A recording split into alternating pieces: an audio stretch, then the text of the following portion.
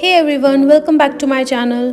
Today, let's create easy peasy paper flower and paper pom-poms using only one technique, and that too with printout papers. Yes, so let's take one printout paper, fold it into half, and then create a circle.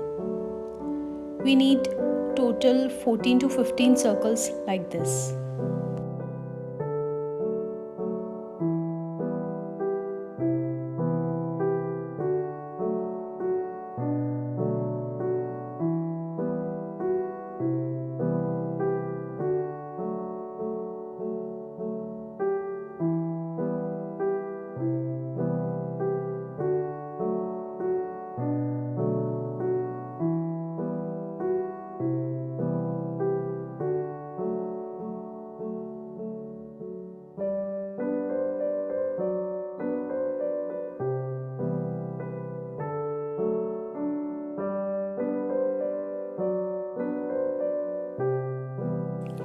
Next, take any hard paper sheet and give folds to each petal, like so.